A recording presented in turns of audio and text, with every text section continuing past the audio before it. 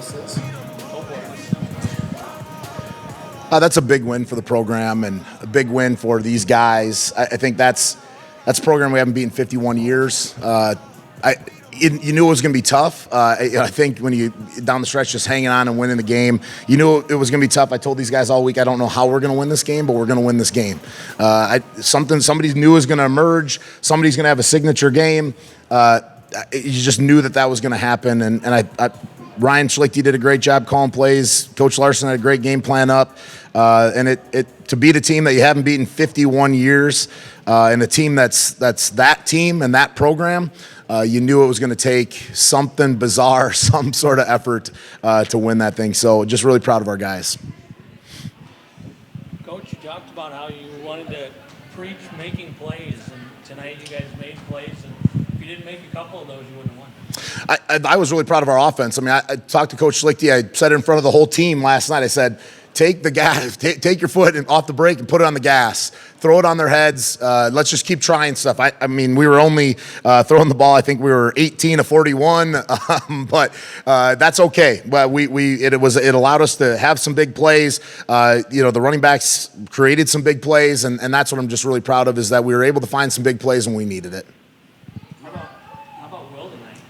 Yeah, Will, I mean, and we knew that Will could play like that. We knew that Will was ready for this game. I think, Coach Schlichty coming in said we knew what our plan was with Will, and as soon as he got in and took us on the scoring drive, it was like, all right, hand the keys over to Will, and let's let him go win us the game. And made plays with his feet, made plays with his arm, made plays with his brain, really helped us out down the stretch, and really played a really solid game. So that was one of the things we talked about all week, was just somebody's going to emerge, and Will Madler had a great game. What goes through your mind down the stretch? They have the momentum. They're crossing midfield. They're getting close to field goal range. Clock's ticking down. You need to make a play. I mean, one play really determined this game. Yeah, and I think that's what we knew was going to happen. Like, we knew that one play, it only takes one play. And so, I think that for us, I'm a little disappointed how we gave up kind of chunk and really didn't put them into difficult situations. That was probably what I was the most disappointed with, was that we didn't make them earn it that much. But I will say this, that was the longest 12 minutes of my life on that clock. That thing just never, it was like every time you look back up, and I think it was going up sometimes. But that was, we knew it was going to come down to a play. We didn't know it was going to be after a safety. We actually contemplated taking a safety in that moment to try and, because their kicker had missed some field goals last week. So we talked about maybe taking a safety. Then we got it blocked, and they got a safety. And we're like, well, okay, that kind of worked out to get it and kick it deep. And then we were able to kind of pin them deep there. And good job by the kickoff team getting that guy down on the 25. The fact that you were so close last year, overtime, all of that, the history with these two teams. I mean, this has been a big win no matter what, but just the history with these two teams probably makes it all that more special. Well, I won't lie to you. There was a moment there I'm like, not again. There was definitely a moment of not again down the stretch after giving up a lead last year, and same thing, 10 points, a couple minutes left in the game, and there was a moment of that for me, but. I think just really it was just focusing on making that one play that's going to shift this thing, and Arshon has that one play. Will, talk about, you came into the game, not right away, but once you came in, it seemed like you were ready to take advantage of the opportunity, and you got the offense moving. Yeah, all fall camp, even into the season, coaches said small opportunities lead to big ones, and just capitalizing that and trying to get the team going. Talk about how the defense got fed your offense. That touchdown second half, you get a fumble, and you guys cash in right away. The defense played some big complimentary football. Yeah, they played outstanding. They gave us great field position. They held them to no points until 12 minutes left in the fourth quarter. I mean, as an offense, that's all you can ask for. For sure, when you're on the sideline there and you see Arshon come up with that interception there at the end, how good did that feel knowing, you guys couldn't finish it, but your defense was able to? Yeah. As a competitor, you always want to be on the field, but there's a reason this game's played with 11 guys on defense as well. And, just excitement as he caught that ball. Excitement, go out there, take a knee, win the game. We're only 3 games into the season, but I know Coach said earlier this week, they're just another team until you can knock off some of these powers in SIC. How big is this win for the program? Yeah, hats off to Mankato. They're a heck of a team, heck of a program, and as Coach said earlier, we haven't beat them in 51 years. I mean, we're all ecstatic, but we got to lock it in for next week. We have another great opponent. Arshon, they just had a couple of big plays. All of a sudden, your back's against the wall. They're not far from field goal range if they were already in it. You know, what did you kind of see on that last play? First, I just want to thank God for this opportunity. But Coach gave us the call, and I knew I was the free player, and I knew that they had been throwing the backside. We had to go to scramble drills and stuff, and I seen the dude cut up, and I seen that it was overthrown, so I had to take advantage of that opportunity. You know, the defense has just given up several touchdowns heading into that last one.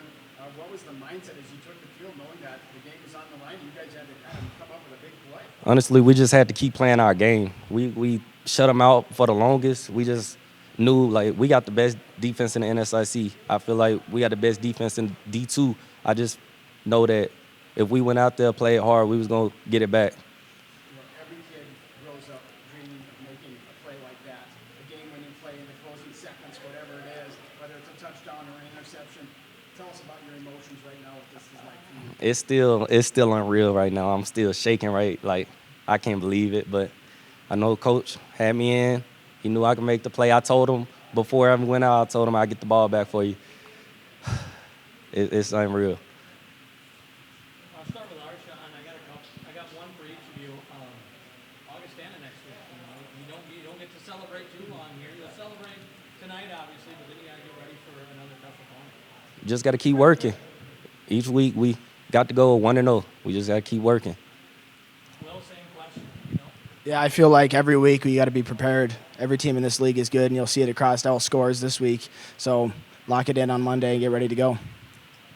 I'll address that. I think what you learn from these games is not to slow down, is not to try and do something different. It's try to match this and how we practice this week, how we approach this week, our energy level this week. And there's going to be new players playing. That was a physical game. There's guys from both teams out, and that's now the depth of your program has to show up. And so our guys, that's the first thing we said to them in the locker room was, now can you match that intensity the rest of the way? And that's when you're taking over a program, that's the hard part, is teaching them that that's how you play and prepare every week, no matter who it is. Doesn't matter if it's Mankato, the New York Jets, or Groton High School, that it's every week. That's the intensity, the energy, the focus that you have to have. And if you aren't that program and you haven't been trained to do that for 11 consecutive weeks, it's hard to know how to do that. And so now that's the challenge of this team, is can you replicate that kind of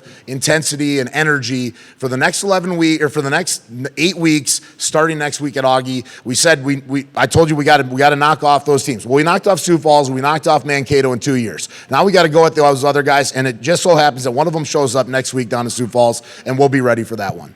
You know, last year you said there's so much parity in the NSIC.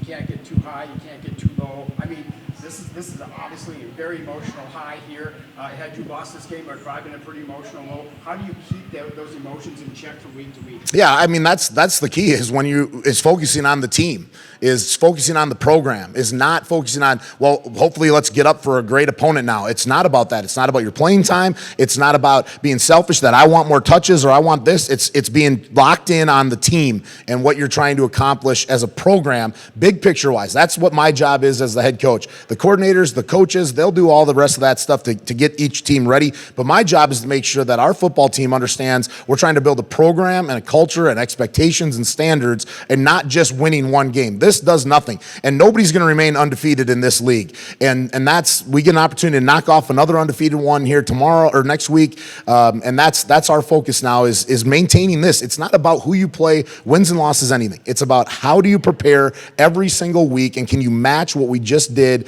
to get ready for that team. I should ask. I got one last one. I've got to ask about the 5,000 fans tonight. I mean, how nice was that in crunch time like that, how big was that to have? The fans were everything tonight. You saw the whole city of Aberdeen was there. The county of Brown County was there. I think, we had everybody from wherever, from Millbank all the way to Ipswich was here and ready to go for this game.